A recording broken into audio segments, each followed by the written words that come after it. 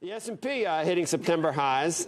So where should investors be positioned? Joining us now, Katie Stockton, founder and managing director of Fairlead Strategies, and Mike Santoli, senior markets commentator. Guest host Jason Trennert is here. We haven't mentioned it. Jason, you're here because it's Palindrome Week. It's 9, 13, 19, which is 91, 3, 19. Yeah, that's right. And you do it backwards. It's the same backwards, forwards. Same with Trennert.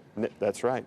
Name no one What's man. Santoli? Next time it happens is 92 years from now. So is that got so that to look forward to.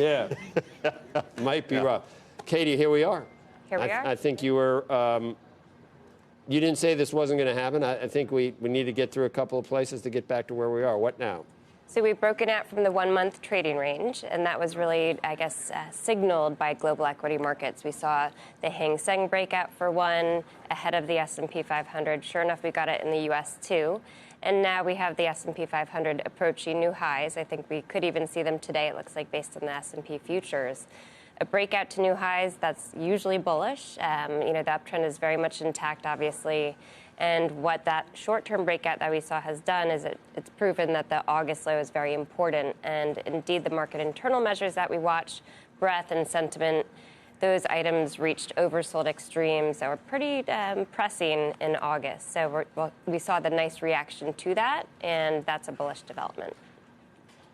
Yeah, it all makes sense. I mean, I think we're in this zone of having gone to all these extremes in August. The market overall kind of bent but didn't break, and people really over-anticipated and priced in a pretty rough scenario. And the best rallies have happened when something expected to be bad and it doesn't happen. And I think we're now in this zone where, okay, bond yields got too low. They're rising, which is good, but they're nowhere near too high. Investor sentiment got too depressed. It's definitely coming back, but it's not yet kind of over-optimistic. And you might get something from the Fed on top of it. Well, here's the thing. Yes, exactly. You're going to get something from the Fed. I think the one thing I'm watching is, at this trajectory, we're going to get to a new high in the S&P 500. People are going to start to feel better about things, and it's a pretty steep little run from August so far. And the last two sell-offs happened after the May Fed meeting and the July Fed meeting. So if you get the expected thing, is that going to be enough? I think that's a test, not necessarily a trap. Well, one of the things people were expecting that was negative that didn't happen was the earnings recession. Now, there was clearly a slowdown in earnings. There's no two ways about it. But by the same token, I think a lot of the more dire predictions about earnings didn't really happen. And it's to be expected that earnings would slow down after a 22 or 23% increase in earnings last year. Growth in earnings last year. So it seems to me that's it's another to be expected, except the analysts didn't collectively expect it. Right. That's true. But all of the strategists, all the top-down people, most people that comment on these things were expecting. Katie, did the 10-year make a low in yields?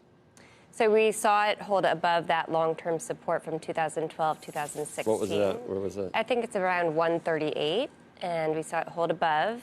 Higher low is usually, constructive, meaning higher yields.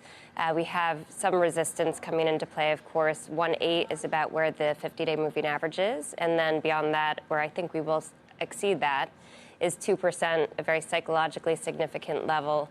We always want to assume that trends will maintain themselves, so uptrend in equities, downtrend in yields, and so I think we assume that we'll see resistance come into play around 2%.